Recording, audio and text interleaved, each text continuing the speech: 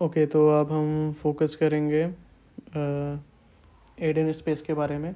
Aiden space के बारे में हम रिवाइज करेंगे, थोड़ा बेसिकली जान लेते हैं ताकि ओवरऑल हमें कॉन्सेप्ट्स को अच्छे से समझने में आसानी हो, जो भी हम आगे पढ़ें उसको। तो एडन स्पेस होता क्या है जावा के अंदर में, ठीक। तो हम एक एक लाइन बाय लाइन इसके बारे में समझते हैं। In my experience, effectively managing the birthplace of an object is what keeps high throughput Java application responsive under heavy load।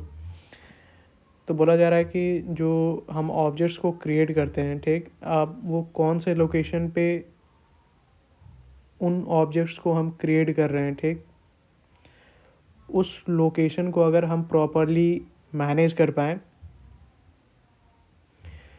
तो इससे ओवरऑल हमारे जावा एप्लीकेशन का जो रिस्पॉन्स टाइम है वो काफ़ी ज़्यादा इम्प्रूव हो जाता है, स्पेशली जब भी हमारे जावा एप्लीकेशन के ऊपर बहुत ज़्यादा हैवी लोड आना शुरू हो जाए तब, ठीक। अब हम कॉन्सेप्ट के ऊपर थोड़ा फोकस करते हैं। Eden space is the specific region within the young generation where almost all new objects are initially allocated. It is the nursery of JVM. When you execute new my object, the memory for that instance is typically carved out of the Eden। तो बोला जा रहा है कि Aiden space basically एक ऐसा reason होता है हमारा यंग जनरेशन क्या होता है कि जो हमारा ओवरऑल हीप मेमोरी है इसको हम दो पार्ट में बांट देते हैं। एक हमारा हो गया ओल्ड जनरेशन और दूसरा हो गया हमारा यंग जनरेशन, ठीक। तो यंग जनरेशन का ये हमारा ही पार्ट होता है, ये जो हमारा एडन स्पेस है, ठीक। तो यंग जनरेशन का जो ये एडन स्पेस है एक स्पेसिफिक रीज़न होता है, ठीक। यहीं पर हमारा जो भी नया ऑब्जेक्ट जो भी हम क्रिएट करते हैं वो मेनली इसी जगह पर ही क्रिएट होता है। इस जगह को हम लोग बोल सकते हैं बेसिकली JVM, जो हमारा जावा वर्चुअल मशीन है, वो जो भी ऑब्जेक्ट्स क्रिएट करता है तो वो बेसिकली एक छोटे से नर्सरी के अंदर ही क्रिएट करता है उन सभी ऑब्जेक्ट को। नर्सरी मतलब जैसे प्लांट का नर्सरी होता है जहाँ पे छोटे छोटे पौधे होते हैं, फिर बाद में हम लोग उसको लेकर अपने घर में या फिर कहीं अगर प्रॉपर फील्ड वगैरह है, खेत वगैरह है जहाँ पे हम खेती करते हैं तो वहाँ पे फिर हम लगाते हैं जो भी हमारा ऑब्जेक्ट है, ठीक। तो सिमिलरली जो JVM का नर्सरी है वो बेसिकली एडन स्पेस है, ठीक। और जब भी हम किसी भी ऑब्जेक्ट को न्यू कीवर्ड के साथ क्रिएट करते हैं, ठीक, तो वो हमेशा क्या होता है कि ये जो एडन स्पेस है इसी को यूज़ करता है, इसी एडन स्पेस की मेमोरी को यूज़ करता है उस ऑब्जेक्ट को क्रिएट करने के लिए, ठीक। तो कोई भी जब हम ऑब्जेक्ट को क्रिएट करते हैं न्यू कीवर्ड के साथ तो उस ऑब्जेक्ट को क्रिएट करने के लिए जो मेमोरी निकाला जाता है, मेमोरी लिया जाता है, वो मेमोरी हमारा एडन स्पेस से ही लिया जाता है, ठीक। अब हम फोकस करेंगे वाई के ऊपर, स्पेशली 3.5 ईयर्स एक्सपीरियंस पर्सपेक्टिव के तौर पे, ठीक। From a senior developer's view, Eden space is about minimizing allocation overhead in a production environment. Object creation is constant. By isolating new object in Eden, the JVM can use a bump the pointer technique for a near instant allocation.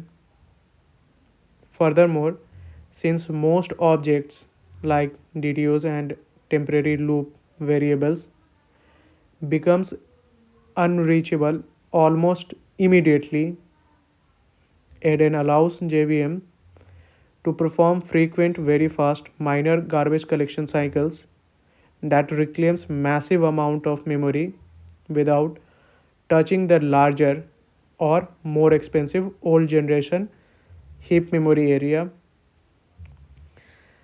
तो बोला जा रहा है कि as a senior developer हमें ये चीज़ को समझना काफ़ी ज़्यादा इम्पॉर्टेंट है कि जो एडन स्पेस है, ठीक, ये जो एडन स्पेस हमारा young generation heap memory area का जो पार्ट है।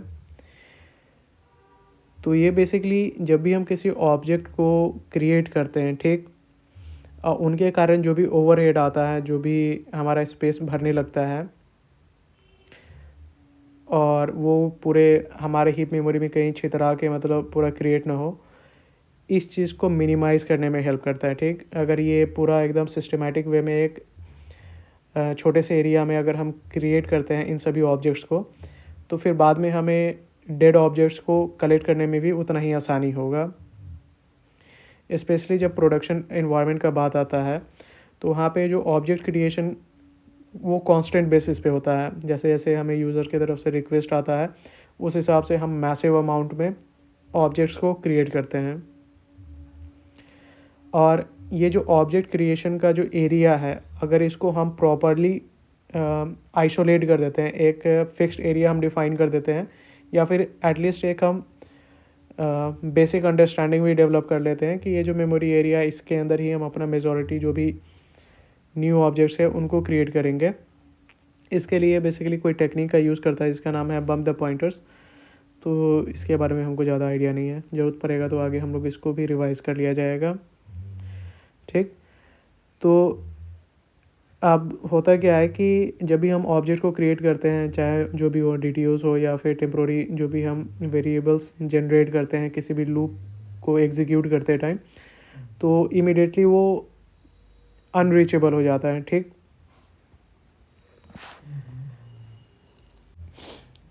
अब ये जो एडन स्पेस है इसके कारण होता क्या है कि हम लोग को जो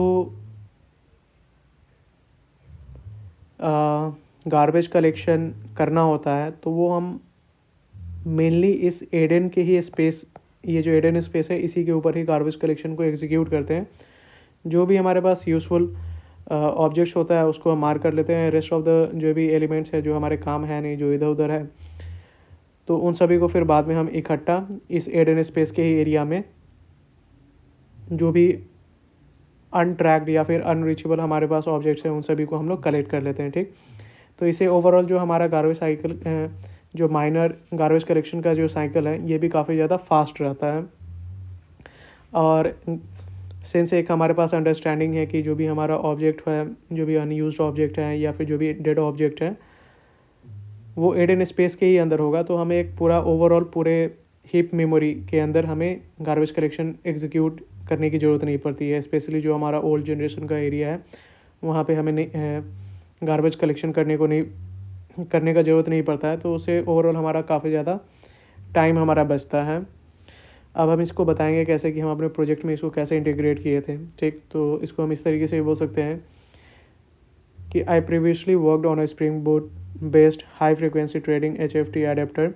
We were integrating with a REST API that pushed thousands of market data snapshots per second. Our stack involved Java 17, Project Reactor, that is Webflux, and Netty, because every incoming packets generated multiple short-lived strings and a buffer object. Our Eden space was under constant pressure. तो बोला हम एक basically एक scenario दे सकते हैं कि हमारा जो प्रीवियस वर्क था उसमें हमने स्प्रिंग बूट बेस्ड एक high frequency trading HFT adapter बनाया था। ठीक, वहाँ पे हमें एक रेस्ट API को इंटीग्रेट करना था जो कि बहुत सारे मार्केट डेटा को पुश कर रहा था हमारे एप्लीकेशन के ऊपर। ठीक, हर सेकंड बहुत सारे डेटा को पुश कर रहा था। अब इससे हो क्या रहा था कि जो हमने उस प्रोजेक्ट को डेवलप करने के लिए जो टेक स्टैक यूज़ किया था, जावा 17, प्रोजेक्ट रिएक्टर जो कि हमारा वेबफ्लक्स है, और नेटी, तो इनकमिंग पैकेट्स के कारण हमें हज़ारों छोटे छोटे स्ट्रिंग्स ऑब्जेक्ट्स बनाने पड़ रहे थे जो इनका लाइफ साइकिल बहुत ही छोटा सा था। ठीक, और बहुत सारे छोटे छोटे स्ट्रिंग ऑब्जेक्ट्स हमें बनाने पड़ रहे थे और बहुत सारे हमें बफर ऑब्जेक्ट्स भी बनाने पड़ रहे थे। ठीक, तो इस कारण से जो हमारा एडन स्पेस है, एडन स्पेस वो एरिया जहाँ पे हम मेजॉरिटी ऑफ द जो न्यू ऑब्जेक्ट्स होते हैं उनको क्रिएट करते हैं। ठीक, तो उसका स्पेस छोटा था, तो वहाँ पे जब हम इतने सारे ऑब्जेक्ट्स को क्रिएट कर रहे थे तो वहाँ पे कॉन्स्टेंटली प्रेशर बहुत ज़्यादा रहता था, ठीक। तो लीक होने का चांसेस बहुत ज़्यादा था कि जो भी न्यू ऑब्जेक्ट है वो वहाँ से लीक होकर डायरेक्टली या तो वो हमारे सर्वाइवर एरिया में चला जाएगा या फिर हमारे ओल्ड जनरेशन वाले एरिया में चला जाएगा, ठीक। अब इसके बारे में हम थोड़ा सा और इन डेप्थ जाएंगे और बताएंगे कि हमने क्या किया, ठीक, और एक्सप्लेन करेंगे कि हमारा जो रीजनिंग है वो कैसा था। तो डीप डाइव में हम एक एग्जांपल के थ्रू समझाएंगे। Think of Eden space like a busy restaurant, bus basin for like a busy restaurants bus basin. So एक बार फिर से हम लोग बोलते हैं कि think of Eden space like a busy restaurants bus bin for dirty dishes instead of the staff running e- every single plate to the industrial washer. The old generation, one by one, they throw everything into the bus basin, that is Eden space. When a when a bus bin is full, minor garbage collection happens. Most scraps temporarily, जो भी temporary objects हैं, are simply thrown away. Only the clean dishes, जो हमारे live objects हैं, are move to the drying rack. Drying rack से मतलब है कि जो हमारा सर्वाइवर स्पेस है, ठीक। If the bus basin is too small, the staff has to clear it every 5 seconds, causing stop the world pauses that would have jittered our trading latency. तो बोला जा रहा है कि एग्जाम्पल के थ्रू बहुत अच्छे से समझाया गया है कि एडन स्पेस क्या है और इसका यूजिबिलिटी क्यों समझना इम्पॉर्टेंट है। तो बोला जा रहा है, मान लो हमारे पास एक बहुत ही बिजी रेस्टोरेंट है और उसके अंदर हमारे पास एक बस बेसिन है। बस बेसिन बेसिकली एक छोटा सा ट्रे होता है जहाँ पे जिसमें हम लोग जो भी जूठा बर्तन होता है उसके अंदर डाल लेते हैं, ताकि इकट्ठा हम बहुत सारे जूठा बर्तन को उसके अंदर रख के फिर किचन के अंदर ले जाए। तो वह बोला है कि मान लेते हैं कि जो हमारा एडन स्पेस है, ये हमारा एडन स्पेस बेसिकली ये बस बेसिन के जैसा है एक बिज़ी रेस्टोरेंट के अंदर, ठीक। तो इंस्टेड की जो भी हमारा स्टाफ है वो एक एक प्लेट को जल्दी से रेस्टोरेंट एरिया पे जाए और वहाँ पर एक एक बर्तन को पकड़े, एक एक बर्तन को हमारे किचन में लाए, उससे बढ़िया है कि क्या काम करेगा कि वो बस बेसिन को लेकर जाएगा और जो भी जूठा कुठा सामान है, बर्तन है, उसको बस बेसिन में रख के हमारे किचन एरिया में आएगा, ठीक। तो हाँ, तो फिर बोला जा रहा है कि जब भी हमारा बस बेसिन फुल हो जाएगा, यानी जो हमारा जैसे जो भी बस बेसिन यानी जो हमारा वो ट्रे है, अगर वो जूठा बर्तन से फुल हो जाता है तो हम लोग क्या करेंगे, एक माइनर गार्बेज कलेक्शन एग्जीक्यूट करेंगे। मतलब कि जो भी ऑब्जेक्ट है उसको फिर फेंकेंगे, जो भी अनयूज्ड ऑब्जेक्ट है उसको फेंकेंगे, या फिर जो काम का सामान है उसको फिर हम लोग साफ़ करके रखेंगे। तो वही बोला है कि जो भी मोस्ट ऑफ द स्क्रैप्स है यानी जो भी टेम्प्रोरी ऑब्जेक्ट्स है उनको हम लोग सिंपली बाहर फेंक देंगे, और जो भी हमारे पास क्लीन डिशेस होंगे या फिर जो हमारे लाइफ ऑब्जेक्ट्स हैं, ठीक, जो अभी भी इस्तेमाल किए जा सकते हैं जो भी ऑब्जेक्ट्स, उनको हम लोग साफ़ करके एक ड्राइंग एरिया में रख लेंगे, ठीक, जो कि हमारा सर्वाइवर स्पेस होता है। तो एक एडन स्पेस हो गया, एक सर्वाइवर स्पेस हो गया, और एक हमारा ओल्ड जनरेशन हो गया, ठीक। आई गेस पता नहीं सर्वाइवर स्पेस क्या है, survivor space I guess old generation का पार्ट है कि नहीं, मुझे भी आइडिया नहीं है। तो बोला जा रहा है कि ये जो हमारा बस बेसिन है अगर वो बहुत छोटा रहा, ठीक, तो ये बहुत जल्दी ही भर जाएगा, एक दो ही बर्तन में भर जाएगा। अगर हमारा जो बस बेसिन है अगर वो अच्छा खासा बड़ा है तो उसमें हम इकट्ठा बहुत सारे मतलब 15 20 30 बर्तन, जूठा बर्तन को उसके अंदर रख सकते हैं। छोटा बर्तन रहेगा तो हर 5 सेकंड में हमको इसको खाली करने के लिए जाना पड़ेगा किचन की तरफ या फिर डस्टबिन की तरफ, और बड़ा रहेगा तो हमें बार बार खाली करने का ज़रूरत नहीं है। तो इस बात को हमें ध्यान में रखना है कि बस बेसिन या फिर जो हमारा एडन स्पेस है अगर वो छोटा हुआ तो उस कारण से हमें बार बार उसको खाली करना पड़ेगा, और जिसके कारण हमें स्टॉप द वर्ल्ड पॉज का इशू आएगा, ठीक। और जब जब हमारा गार्बेज कलेक्टर, इवन जो हमारा माइनर गार्बेज कलेक्टर है अगर वो भी एग्जीक्यूट होता है तो उस केस में हमारा जो ट्रेडिंग एप्लीकेशन है उसके अंदर हमें जिटर और लेटेंसी देखने को मिलेगा, ठीक। तो हम ओवरऑल हम बता सकते हैं कि हमने क्या किया और हमारा ओवरऑल लर्निंग क्या था इस परफॉर्मेंस इम्प्रूवमेंट जो हमारा टास्क था इसमें। तो सबसे पहले हमें देखना है हमारे सर्वाइवल रेशियो के ऊपर, ठीक। On that trading project we initially show the high object promotion rates where objects were jumping straight to the old generation. We discovered our Eden was too large compared to our survivor space, a high survivor ratio. So because of drying rack was too small, even objects that were only seconds old were being forced into the old generation archive by lowering the ratio and increasing the young generation size. We kept our old generation stable by 4 days, reducing our 99th percentile latency over 15 milliseconds. तो हाँ, तो यहाँ पे बोला जा रहा है कि जो हमारा वो प्रोजेक्ट था हाई हाई फ्रीक्वेंसी ट्रेडिंग वाला, तो इसमें हमने क्या देखा कि जो हमारा प्रोजेक्ट ऑब्जेक्ट प्रमोशन रेट है, ठीक। तो सबसे पहले हमने यहाँ पे आते ही नज़र डाला कि जो हमारा ऑब्जेक्ट प्रमोशन रेट है, तो क्या जो भी हम ऑब्जेक्ट क्रिएट कर रहे हैं क्या वो डायरेक्टली कहीं हमारा ओल्ड जनरेशन वाले मेमोरी एरिया में तो नहीं जा रहा है, जो न्यू ऑब्जेक्ट्स जो हम क्रिएट कर रहे हैं, ठीक। तो हमने ऑब्जर्व किया कि जो हमारा एडन स्पेस है, ठीक, ये काफ़ी बड़ा तो था, ठीक। ये काफ़ी बड़ा था, लेकिन इसके कंपैरिजन में जो हमारा सर्वाइवर स्पेस था, ठीक, ये काफ़ी छोटा था, ठीक। तो इस कारण से क्या हो रहा था कि हम ऑब्जेक्ट्स तो आराम से क्रिएट कर पा रहे थे, जो नंबर ऑफ़ ऑब्जेक्ट्स जितना हमें हमारे एपीआई की तरफ से thousands of the data PACS जो आ रहे थे उनको हम प्रोसेस कर पा रहे थे, उनके लिए हम ऑब्जेक्ट्स क्रिएट कर पा रहे थे एडन स्पेस में।